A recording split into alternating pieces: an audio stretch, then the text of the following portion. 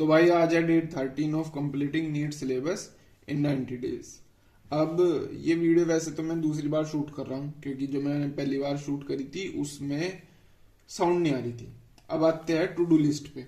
तो भाई आज का मेरा प्लान था एक्सक्रीटरी रिवाइज करना, लोकोमोशन रिवाइज करना और बायोलॉजिकल क्लासिफिकेशन जो मैंने कल कंप्लीट करता उसके पीवाई और उसकी एनसीईआरटी लगाना।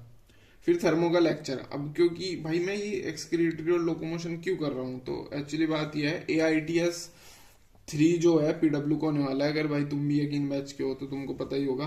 तो इसमें जो जूलॉजी है उसमें एक्सक्रीटरी लोकोमोशन आ रहा है और लिविंग बर्ड बायोलॉजिकल क्लासिफिकेशन ये बॉटनी में आ रहा है।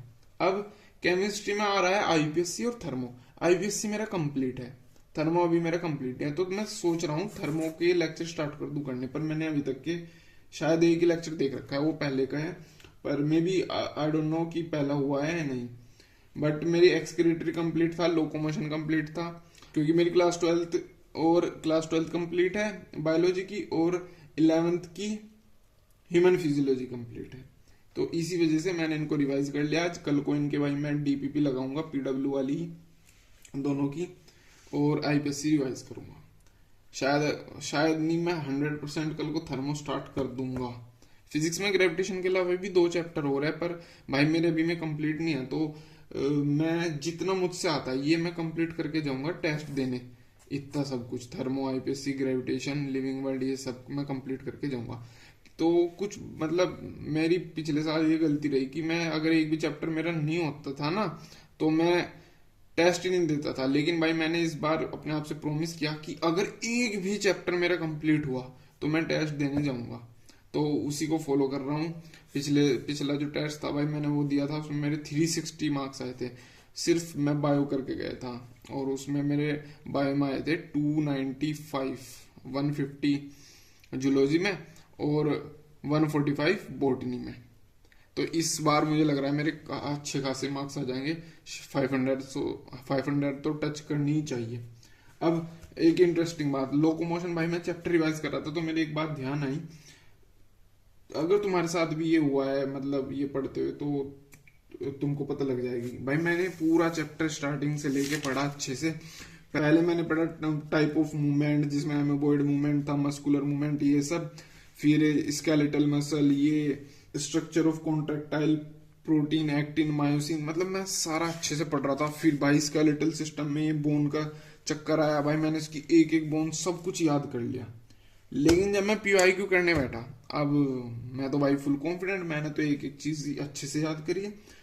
जो क्वेश्चन उसमें आ रहे थे वो आ रहे थे जॉइंट्स में से। ये मैंने सोचा था भाई, ये आखिरी का पैराग्राफ था NCERT में, मैंने सोचा था कि भाई चलो शुरुआत में जो ये बोन्स वगैरह है इनके नाम पूछेंगे, कितने हैं क्या है ये सब पूछेंगे, पर क्वेश्चन कहाँ से आ रहा है? जॉइंट से। बॉल एंड सॉकेट जॉइंट का एग्जांपल, पाइवट जॉइंट का एग्जांपल, सैडल जॉइंट का, और या फिर आ रहे हैं डिसऑर्डर से। मतलब इस पूरे चैप्टर में अगर सिर्फ तुम ये 2 टॉपिक करके चले जाओ ना, जॉइंट्स वाला और डिसऑर्डर वाला, 100% इसी में से ही आएगा। मोस्टली 95% जितने मैंने PYQ करे हैं इसके, उसमें इन दोनों टॉपिक से ही क्वेश्चन आए हुए थे। तो भाई अब चल रहा है दिसंबर। मैं मतलब तुमको बता रहा हूं कि जो मेरा प्लान है दिसंबर का वो है अपनी केमिस्ट्री कंप्लीट करना, सबसे पहली बात। अब केमिस्ट्री के साथ साथ भाई मेरा हो कितनी रही है, ऑर्गेनिक में सिर्फ IPSC हुआ है, फिजिकल में हुआ है आयनिक इक्विलिब्रियम और केमिकल इक्विलिब्रियम, और इनऑर्गेनिक में मेरा कुछ नहीं हुआ है। तो भाई ये पूरा का पूरा मैं दिसंबर में कंप्लीट करना चाहता हूँ, ये मेरा गोल है। बायोलॉजी में मेरे थोड़े चैप्टर रह रहे हैं, वो भी क्लास 11th के ओनली, उनको मैं करूंगा कंप्लीट।